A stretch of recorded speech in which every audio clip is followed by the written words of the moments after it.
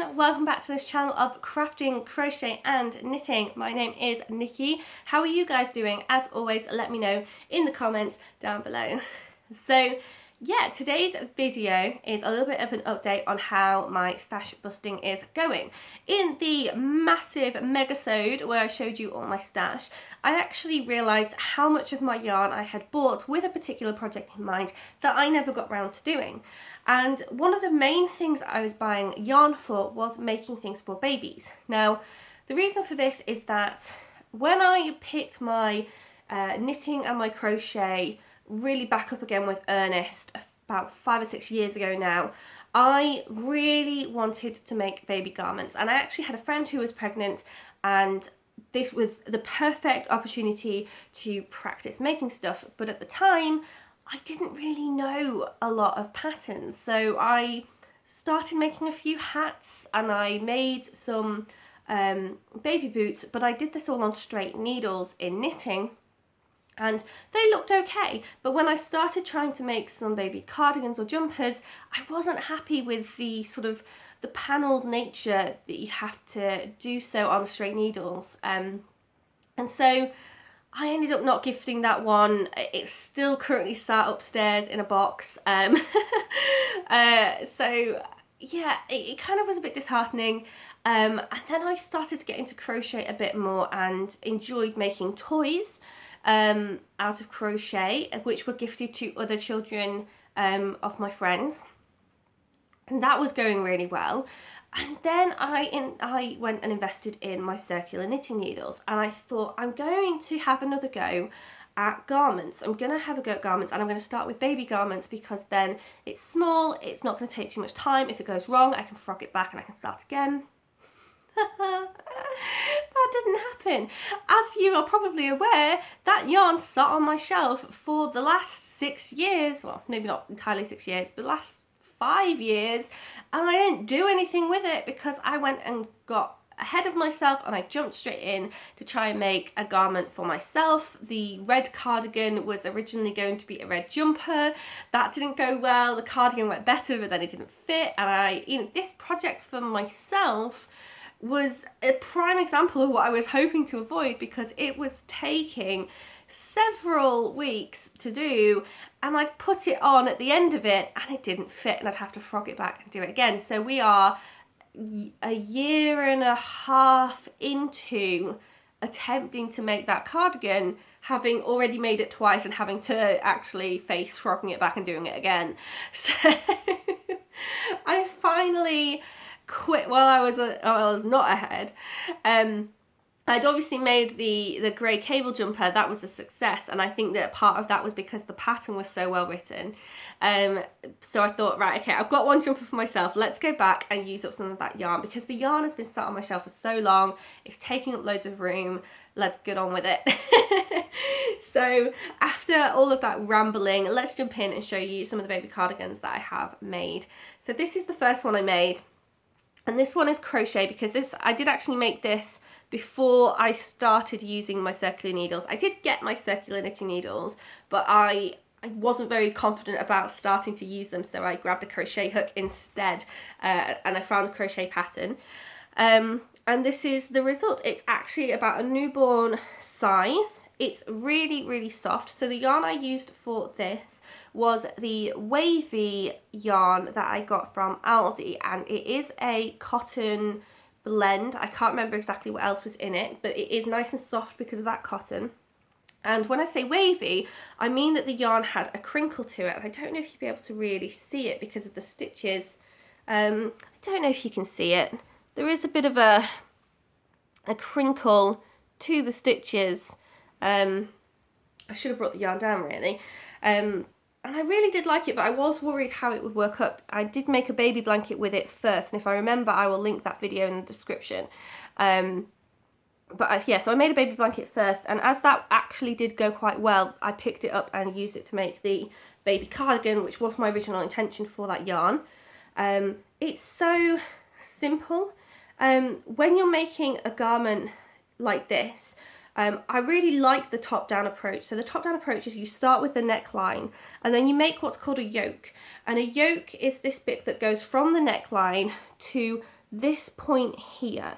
So it's kind of hard to see now that it's been made into the full garment, but this was originally just one sort of square, and the increases of the, I suppose it wasn't really square, it was more like a rectangle, because the increases were done on this line here. So when it was first worked up, it was a rectangle and the increases were being done in the corner, and then when you folded it over and started to make it into a garment, that's when those corners actually became the sleeve seams. So really, really simple process. And then with the crochet, what you do was you would then leave however many stitches you needed to make the armhole, and you join it up at this point here, and you just continue doing the rest of the body, and then you'd have some stitches left up here that you would rejoin your yarn to make the rest of the sleeve. Really simple process, really definitely very simple in crochet, because in crochet you don't need to hold your stitches. The way that you work with a crochet hook, you only have one stitch on your hook at a time, and it's sort of it's very self-sealing, self-knotting, self-tying off. Not really sure what I mean by that, but the second that you join up here, all these stitches are not going to unravel. Whereas in knitting, you'd have to leave the stitches on a holder because they would try to unravel otherwise. So that did make it very simple to make this as a first cardigan with a crochet hook. But I did get more comfortable with my circular knitting needles, and I'm really glad that I did, because I'm absolutely loving knitting a pattern, a couple of very simple patterns up into baby cardigans really quickly. I think I did this in a day, and I've made, I didn't block it or anything though, so trying to pull it into shape, and I've made this baby cardigan here out of a yarn I picked up specifically for a baby cardigan. So I don't know if I've ever said before, I try to avoid blue and pink for baby garments because colour is not gendered. I don't understand why we're still doing a blue for boys and pink for girls. Colour's not gendered, but I have some yarn that is very soft and nice and is a blue one or a pink one, and I have then used it, but I've tried to use it with other colours because I don't want to give a baby girl a bright pink jumper. I just don't, I can't do it. So when I've been shopping and I've been looking for yarns that I want to make into baby things, I've been looking for these lovely neutrals or these earthy tones or these pastels, rainbow colours, things that are, you know, either a lovely soft tone but lots of different colours, or something that's really bright and bold to help with their development, because babies are really develop with bright bold colours. Or I try and do animal toys for them. And this is a yarn I picked up. I've got the yarn here actually. This is a yarn I picked up deliberately to do that with, and I picked up 2 balls because I didn't know how much I would need. And actually the pattern only called for about 100 grams. I did have to use a little bit more than 100 grams because I wanted to do the arms in similar colours, and what was left of the first ball wasn't a similar colour. So yeah, exactly the same principle, starting at this neckband and increasing at places along. This actually doesn't increase at the seam line here, it increases along the top. So it's a little bit of a weirder shape, but it's the same sort of premise, because when you fold it over on itself, it becomes this yoke shape, so that goes around the neck and comes under the arms. And then I just had to, because it's knitted, I had to leave these stitches and these stitches on a holder whilst I finished the rest of the body, like so, and then come back and join it at the arms.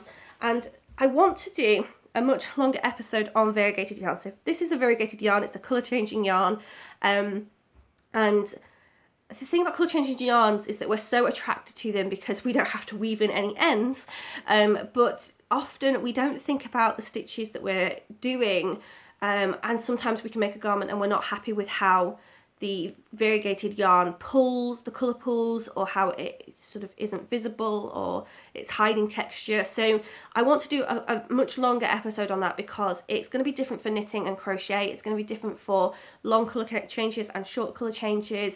It's going to be different on the types of colour change, and it's too much to do in one small video.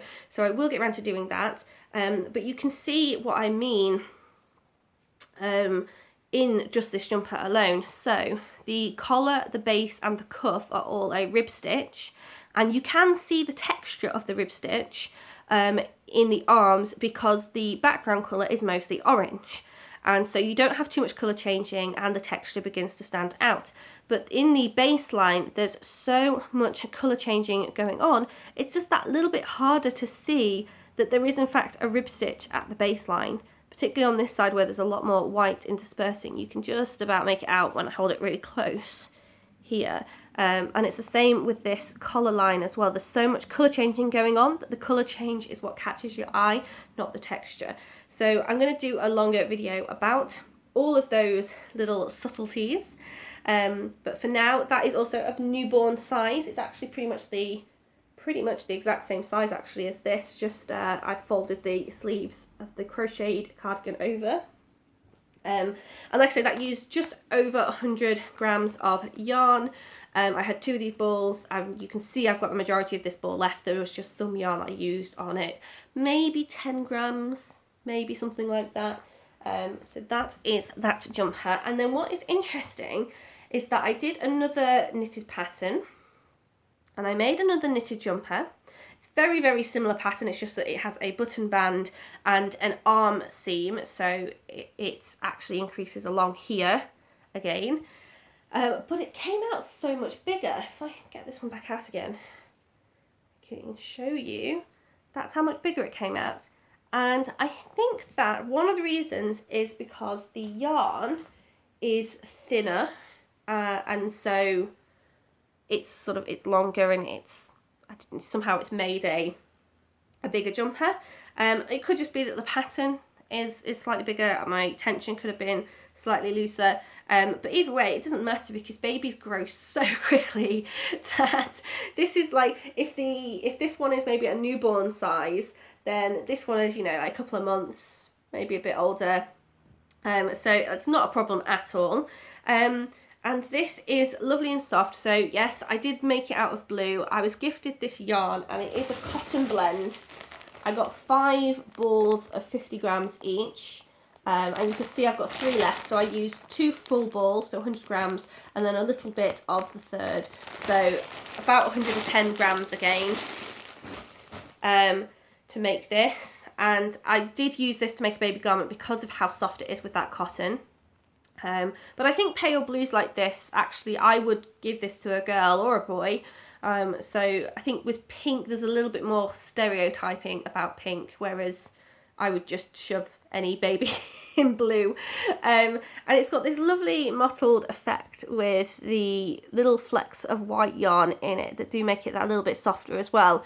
But knitting with those was not a great experience, to be quite honest. I'm not keen on bits of flicks like this in yarn that make it difficult to work with. But yeah, exactly the same principle, starting at the neck, working down to the arms, doing the body and then finishing the arms. This has got a button band. So the other one does have a button band but no actual buttonholes, it's more like a finish. Whereas this one, the button band is actually, I do need to add the buttons still, but I've got little holes at each point to put the buttons through. So that's the difference, and like I say, also the difference is that this one did increase along the arms, whereas the other knitted one didn't. So that is the other baby cardigan. So yeah, lots of baby cardigans being made up. I've got so much more variegated yarn to do more with. I've got 3 100 gram balls of another variegated yarn that's like reds and greens and greys that I can't wait to make up into more of a toddler sized cardigan. I've got more of this yarn I could do another one with. I've got some other variegated yarns floating around as well that I might be able to make like little short sleeved ones out of, because there's not quite 100 grams left of the ball. So yes, lots to be getting on with, and hopefully we'll be able to show you those soon. But yeah, that is it for now on the baby cardigans. Like I said, I will be doing a longer episode on variegated yarn in the future.